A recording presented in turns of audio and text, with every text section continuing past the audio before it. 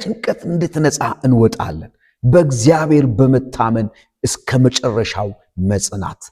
በእግዚአብሔር በመታመን በመጽናት ከጭንቀቶቻችን ነፃ እንወጣለን። ታውቃላችሁ፣ በእግዚአብሔር የማይታመኑ ሰዎች ሁለት ልብ ያላቸው መንታ መንገድ የሚሄዱ የማይተማመኑ ሰዎች ናቸው። ሰዎች በሚቀመጡበት ወንበራቸው ላይ እንኳን እንደሚያምኑት ያክል በእግዚአብሔር ላይ ወገኖቼ አይተማመኑ። እግዚአብሔር በሚሰጣቸው ተስፋ ቃል ወገኖቼ አይተማመኑ። ስንቶቻችሁ እግዚአብሔር ላይ ትተማመናላችሁ? በእግዚአብሔር ተስፋ ላይ ምን ያክል ትተማመናላችሁ? አንዱ ሰው የሚጨነቅበት መንገድ በእግዚአብሔር ስለማይተማመን።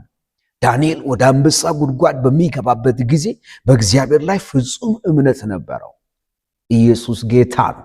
ንጉሡ ዳርዮስ እንኳን መጥቶ እንዲህ አለው፣ በሌሊት መጥቶ እንዲህ አለው፣ አንተ ሁልጊዜ የምታመልከው አምላክ እግዚአብሔር ከአንበሶች አፍ ሊያድን ችሏልን አለ። አዎ ችሏል። ኢየሱስ ጌታ ነው። ታመነው፣ እስከ መጨረሻ ታምነ ሂድ። እግዚአብሔር ያድንሃል። ኢየሱስ ጌታ ነው። ታውቃላችሁ፣ በዚህ በእግዚአብሔር በመታመን የጸናች አንዲት ሴት አለች። እሷ ማናት? ሐና ናት። ሐና በጣም በሕይወቷ የተመረረችና ልቧ የተሰበረባት ወገኖቼ ሴት ናት።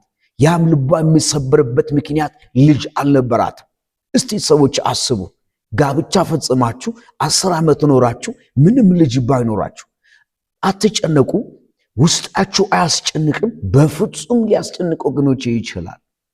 ይቺ ሴት ግን ወገኖቼ እግዚአብሔር ማጸኗን ዘግቶት ነበር ይላል እና ልጅ ፍለጋ በብዙ ጭንቀት ስትጨነቅ ነበር። ፊናና ደግሞ ቤት ውስጥ አለች፣ 7 የወለደች። ዋው ኢዝ አሜዚንግ! እንዴት አስጨንቅም ወገኖቼ። ፊናና ታሾፍባት ነበር። ኢየሱስ ጌታ ነው። ባሏ በብዙ ይወዳል። ነገር ግን ታውቃላችሁ ለሐና ጠብ የሚል ነገር አልነበረም። እጅግ ትመረር ነበር። ነፍሷ ይመረር ነበር። ኢቭን እንኳን ወደ የቤተ ክርስቲያን መሪ ቄስ የነበረ ኤሊ እንኳን ልረዳት አልቻለም። አንቺ ሰካራም ነው ያላት። በጭንቀት ብዛት ስትጸልይ ስትጨነቅ የቤተ ክርስቲያን ፓስተር እንኳን ልረዳት አልቻለም። አንዳንዶቻችሁ ልክ እንደዚህ ነው የምትሆኑት። ማንም ላይረዳችሁ ይችላል። ግን አይቴልዩ በእግዚአብሔር ታምናችሁ እስከ መጨረሻው ቆሙ። እግዚአብሔር ጭንቀታችሁን ከላችሁ ላይ ይወስዳል። ታውቃላችሁ ሐናም በዚያም ልጅ ባለመኖሯ ትልቅ ኀፍረት፣ ትልቅ ትሸማቀቅ ነበር። ነገር ግን ሐና በየቀኑ ውስጧ ትሰቃይ ነበር በዛ ጭንቀት። በአንደኛ ሳሙኤል ምዕራፍ 1 ቁጥር 10 ላይ መጽሐፍ ቅዱስ እንደሚናገረን እርሷ በልቧ ትመረር ነበር፣ ወደ እግዚአብሔርም ጸለየ ይችላል።